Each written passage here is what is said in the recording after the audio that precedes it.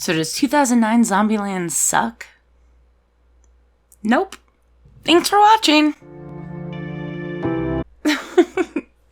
Of course, I'm just kidding. It's Sunny and welcome back. Or if you're new here, buckle up, buttercup, because I ramble. So, obviously, episode 32 of my podcast, Sunny's Geeky Grove, is all about the 2009 film Zombieland. So, it is certified fresh with 90% critics rating and 86% audience score on Rotten Tomatoes. And the new one that's coming out on October 18, 2019 has a 75% critic and 80% audience. Now, as far as Rotten Tomatoes goes, it's hit or miss with me, so take it with a grain of salt. Just because critics loved it or critics hated it doesn't mean that you will. And just like with audience scores, everyone's different. So just because they didn't like it or they loved it doesn't mean you will. So just bear that in mind. And this video is going to mainly be focused on the 2009 film. So let's do a very, very brief recap. Zombieland follows 4 survivors during the zombie apocalypse as they fight to survive and reach our end goals. That's it. So if you haven't seen it and you want a little more information on the film, I will not be spoiling any big major plot points. I'm not going to say necessarily who dies, who lives, what happens, blah, blah, blah. Just kind of a brief overview of the movie. So, Zombieland is a comedy horror zombie apocalypse movie. And I have a podcast where I explained all my favorite horror movies and broke down the genres. I'll put a card right there in the top right hand corner if you want to watch that. It is an hour long and I don't have timestamps. Sorry. But it's great fun if you need to kill some time.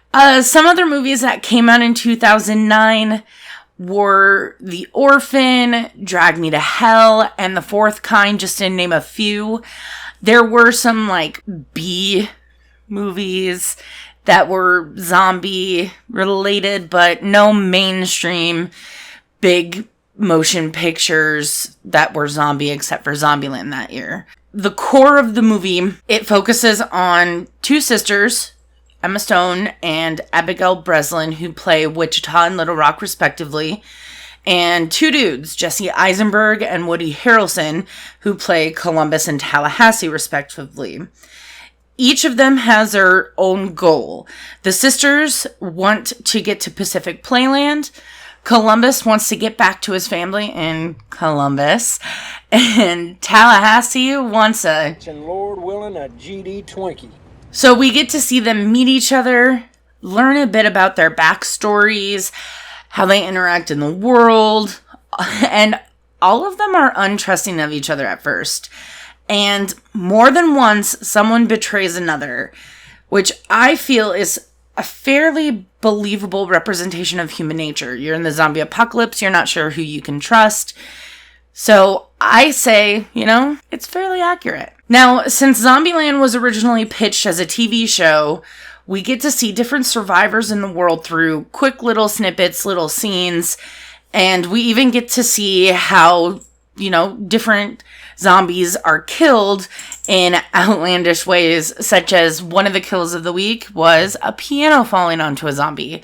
So we get to see kind of other places in the world, probably just North America. I can't really tell if it's a different country, but we get to see that through kind of just like a quick flash sideways. Now, in this film, the characters tend to react in ways that seem counterintuitive to survival. They make choices that we feel as a viewer, like, that's really freaking stupid. Why would you do that? But we can just blame that on the screenwriters. They want to tell a good story. Now, this movie is the definition of a popcorn film. It allows you to just turn off your brain, enjoy the pretty pictures for 90 minutes. It does not have a lot of social commentary like the zombie genre when it was first created. But this movie is a lot of fun. It has great chemistry with the cast. It has, the great little funny bits, the running gag of wanting the freaking Twinkies, the GD Twinkies, and it really does have something for everybody. There's no characters that are stupid just to be stupid. They may make mistakes, but that doesn't mean that they're played off as stupid characters. And, it has little scenes where they get to enjoy the little things. They get to have fun with themselves or with each other. They get to learn new things, not necessarily about the world or about themselves, but they get to explore, different methods of taking care of themselves in this world, which is a lot of fun to see. And just the dynamic between the 4 characters and, in part, the 4 actors. It's great to see that type of chemistry on screen. Like I said, the sequel does come out on October 18th, 2019, which is tomorrow, Friday, or today in select markets, depending on, where you live and all that. And it actually adds to the ensemble cast Rosario Dawson and Zoe Deutsch. It seems that the film has kind of held strong to its comedy roots and plans to give us a wider look at our core group with the others. And since this is, 2019, the first film came out in 2009, it's 10 years later, how are they going to, pick up with that? We are going to have it take place 10 years later, which is, perfect. It shows that our survivors in the core group that have survived have followed all the rules, which is fantastic for them. I'm so proud. Zombieland is one of my favorite zombie movies. It's one that I've seen dozens of times. It's tied up there with Resident Evil Apocalypse and Shaun of the Dead. They're some of my favorite zombie movies, some of my favorite horror movies in general. Like I said, I do enjoy a variety of horror films, but I tend to gravitate towards comedy horror and zombies in general. They're just a lot of fun. I've seen almost every movie in Romero's Living Dead series. Dawn of the Dead, Day of the Dead, Night of the Living Dead, Survival of the Dead, Dance of the Dead, Diary of the Dead. I've seen them all because they are so good. They're so good. If you enjoy some campiness, as the series went on, the Romero Dead series kind of fell to B movie status, and they went straight to DVD, which is fine. That's fine. It is what it is at this point. A lot of zombie movies tend to have an ulterior motive or the social commentary about consumerism and topics like that. And, Zombieland, it isn't groundbreaking by any means, but it is enjoyable and super rewatchable. It has lots of visual and practical effect elements that are just amazing to look at. And along with seeing these 4 actors playing off of each other, they have such great chemistry on screen, and they make believable reactions as far as to each other and to the world, where it feels like authentic characters. And you don't always necessarily get that in horror movies in general, but also in zombie films, even in your main cast. So I think that it's great. And plus, Zombieland 2 Double Tap has, it has so many Academy Award nominated actors in it. And it's just, you have Woody Harrelson, Jesse Eisenberg, Emma Stone, Abigail Breslin, Rosario Dawson.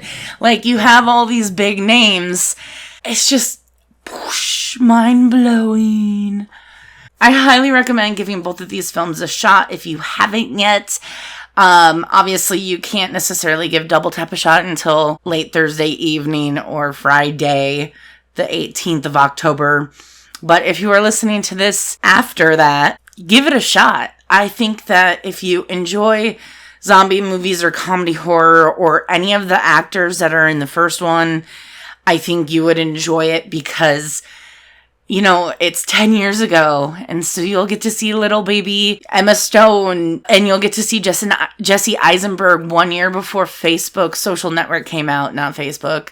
He didn't create the site. I don't know what you're talking about. I didn't misspeak. But that is actually where I'm going to end today's podcast. It's kind of a quick one, and it is 2 days late. I am sorry about that. I was sick. I still am a little sick, if you can hear a little...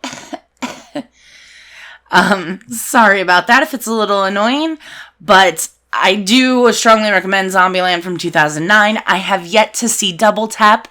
I am intending to see it opening weekend, so I will let you know if you care.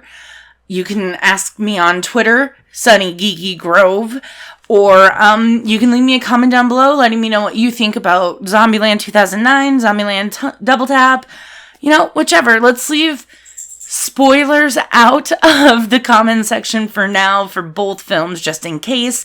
I will say that Wichita was my favorite character, and I really enjoyed Columbus, but obviously Tallahassee made the movie so fun, so much fun. Woody Harrelson is a really great actor in my opinion. I think that he has a lot of range. He can play dopey and, you know, silly characters and then very, very serious ones. And I think that he pulls it off pretty well. So leave me a comment down below if you've seen it or if you're excited to see the second one. If you're not excited, you can tell me that too. I personally am. I've been waiting a decade for this. I'm hype as fuck. So if you are new here, please click subscribe if you liked this. If you are listening to me on Anchor, you know, or anywhere that you get podcasts, follow me. I don't know how that works. Do it. Just do it. If you like this video, thumbs it up. If you dislike this video, ignore that thumbs down and just tell me in the comments that you disliked it, because that thumbs down doesn't register, you know?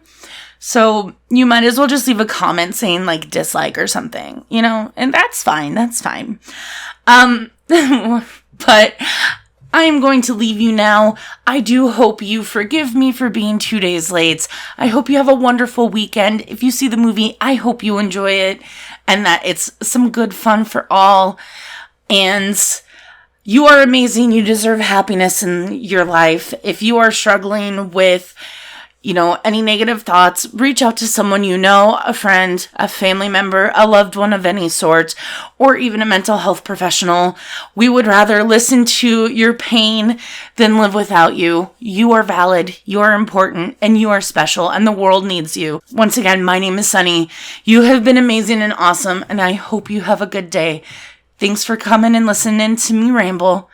Bye.